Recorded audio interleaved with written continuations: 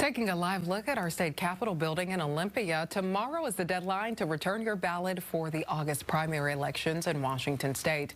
Your local election will include races for state and local offices, as well as local measures like bonds and levies. Washington state's director of elections, Stuart Holmes, says there's a total of 59 local measures and 239 local races across the state on this year's ballot.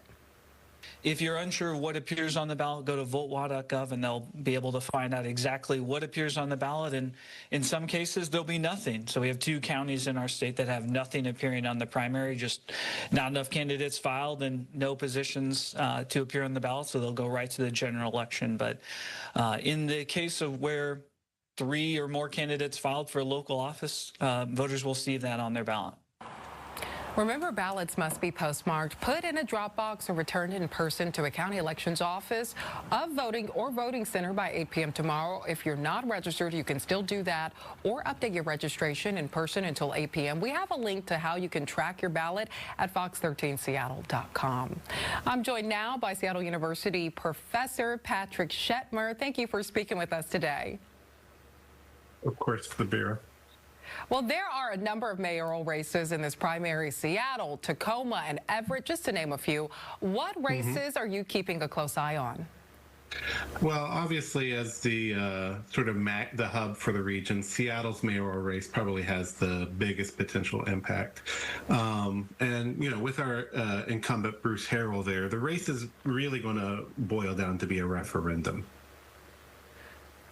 So, yeah, if we look at the race, we have a number of challengers, but it looks like it's boiling down to Bruce Harrell and Kate Wilson as being the 2 that are most likely to advance from this round into the general election, I think. Okay, and from 2023 to 2024, voter turnout for the primary jumped from 29% to actually 41%. What do you think voter turnout would look like this year? Do you think because it's a mayoral race, it could have an impact? Yes, well, I think part of it is going to be that it's a mayoral race. The mayoral races tend to have higher turnouts than just straight up city council elections. You'll also have like the city attorney and stuff like that. But I think more importantly, people are still feeling a little unhappy or unsettled about how things are going in Seattle. And when people are angry, they're more likely to show up. So when it comes to statewide politics, are there any trends or issues that you think will be driving voter turnout? Well, if we're looking, Washington in general had higher turnout the last time Trump was in office. This is a progressive-leaning state, and progressives are eager to send a message, I think. And so I think the fact that Trump is driving the national message, I think, will do a lot to get people to want to turn out and put some sort of stamp on the local elections.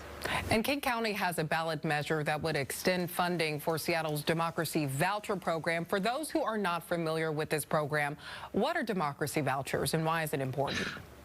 So democracy vouchers are a program that we brought in through referendum to try to level the playing field in campaign contributions. The idea is that there'd be a small property tax, and that money would go to every single citizen. So every single citizen of the city gets 4 $25 vouchers that you can give to any candidate. And what that's supposed to do is to help even the playing field between wealthier and less well-off parts of our city. Are these vouchers working from what we can see?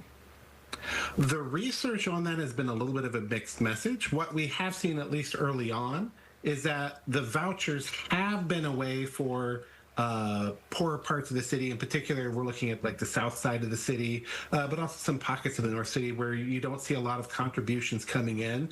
We've seen a lot more money coming in from those areas and going to candidates who might not have otherwise been able to field a campaign.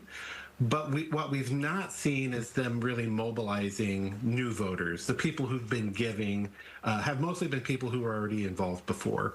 And after the first few years, we have started seeing them be used more in some of the wealthier neighborhoods as well. So some of that early effect is beginning to fade. Interesting insight, Patrick Shetmer. Thank you for your time. Anytime.